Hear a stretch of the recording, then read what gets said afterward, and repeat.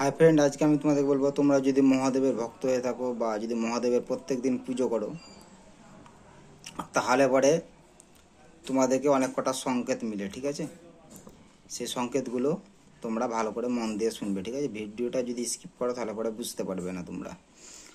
তো তোমাদের প্রথমে বলে দিই, তুমি হয়তো কোনো কারণে হয়তো মহাদেবের পুজো করছো, তোমার জীবনে হয়তো কোনো সমস্যা চলছে, বা হয়তো তুমি কোনো রকমভাবে কোনো অসুবিধার মধ্যে পড়ে আছো, তখন হয়তো তুমি মহাদেবকে ডাকছো। ঠিক আছে, যে আমি যেন আমার ওপরে যেসব বাধা বিঘ্নগুলো আসছে, বা আমার মধ্যে যেটা ভয় ভয় ভাব লাগছে, হ্যাঁ, যে আমি কি করব ভেবে পাচ্ছি না, আমার ওপরে এত বড় একটা চাপ, আমার এরকম ভয় লাগছে, এরকম ঘটনা ঘটছে আমার সাথে, তো আমি কী করবো?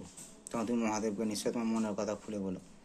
এবং যারা ভক্ত হয় মহাদেবের, বা যারা মহাদেবের প্রত্যেকদিন পুজো করে, পাঠ করে, মন্ত্র জপ করে, তারা এইসব জিনিসগুলো করে। ঠিক আছে, তো 1 নম্বর পয়েন্ট হচ্ছে, তুমি যখন মহাদেব, যখন তুমি হয়তো অনেকটা তোমার সাথে এই ঘটনাগুলো তখনই ঘটবে যখন তোমার মন অন্তর যখন মহাদেবের কাছে অনেকটা পৌঁছে যায়।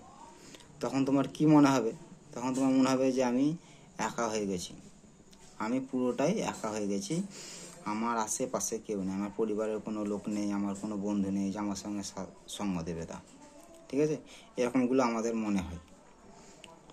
তখন তোমার মনে হবে যে আমার ভগবান ছাড়া আমার জীবনে কেউ নেই, আমার দুঃখ কষ্টের কথা, এসব কথাগুলো কি করি আমরা তখন মহাদেবকে খুলে বলি, তাই তো? তখন আমাদের মধ্যে সবসময় এটাই জাগে যে আমরা মহাদেবকে আমাদের নিজের মনের কথাটা খুলে বলবো, আমার ওপরে যে অসুবিধা হচ্ছে, বা আমার যেসব আমি অসুবিধার মধ্যে ফেঁসে আছি, সেগুলো থেকে তাড়াতাড়ি আমরা যেন বেরিয়ে আসতে পারি। এসব নিয়ে তখন আমরা মহাদেবকে বারবার আমরা বলি পুজো করার সময়। ঠিক আছে, তো সেগুলো তোমরা ভয় পাবে না, কারণ তুমি এই যে একাকিত্ব হয়ে গেছো, তোমার আশেপাশে তোমার পরিবার নেই, তোমার বন্ধু নেই, তখন তোমাকে ভাবতে হবে একটাই কথা, যে তোমার পাশে মহাদেব আছে। ঠিক আছে, এগুলো হচ্ছে মহাদেবের পরীক্ষা। ঠিক আছে, 1 নম্বর। 2 নম্বর পরীক্ষা হচ্ছে, দেখবে তুমি তোমার উপরে যখন কোনো রকম বিপদ আসে, বা তুমি যখন কোনো জিনিসের জন্য যখন মহাদেবকে খুব ডাকো, হ্যাঁ, কাঁদো হয়তো মহাদেবের কাছে, চোখে জল ফেলো, তখন দেখবে তোমার মনে হবে যে আমি পরিবারের কারোর সাথে কথা বলবো না, আমি একা হয়ে থাকবো, আমি একাই কোনো জায়গায় বসে থাকবো, এরকম জিনিসগুলো মনে হয়। ঠিক আছে, তখন তোমাকে কারোর সাথে মিশতে বা ধরো কথা বলতে, এসব জিনিসগুলো তোমার মোটেও একদম পছন্দ হয় না। ঠিক আছে, এগুলো হচ্ছে মহাদেবের সংকেত। 3 নম্বর, তুমি হয়তো রাত্রেবেলায় শুয়েছো, হয়তো ভোরবেলায় দেখছো তুমি মহাদেবকে হয়তো দেখতে পাচ্ছ, হয়তো কোনো শিবলিঙ্গ দেখতে পাচ্ছ, বা হয়তো নন্দীকে দেখতে পাচ্ছ, এইরকম টাইপের হয়তো ঘটনাগুলো তোমার সাথে হয়তো ঘটছে, বা তুমি হয়তো স্বপ্নে হয়তো দেখতে পাচ্ছ। ঠিক আছে, তো এই যে এসব কালো শিবলিঙ্গ দেখা, নন্দী দেখা, ঠিক আছে, যে এসব জিনিসগুলো তুমি দেখো, তোমার নন্দী হয়তো তোমার পিছনে চলছে, বা হয়তো তুমি শিবলিঙ্গ দেখতে পাচ্ছ, বা হয়তো তুমি শিবলিঙ্গের হয়তো পুজো করছো, যে এসব জিনিসগুলো তুমি যদি দেখতে পাও, তাহলে জানবে যে কি, যে তোমার পাশে সবসময় মহাদেব আছে, যেটা তোমাকে ডাইরেক্টলি ভাবে না, ইনডাইরেক্টলি ভাবে তোমাকে বুঝাতে চাইছে যে মহাদেব তোমার পাশে এবং তোমার সঙ্গে সব সময়তে আছে। ঠিক আছে, সেখানে তোমাকে ভয় পাওয়ার কোনো কারণ নাই, এবং তোমাকে ভেঙে পড়ারও কোনো কারণ নেই। ঠিক আছে, তুমি হয়তো দেখছো যে নন্দী তোমার পিছন পিছন যাচ্ছে, মানে কি?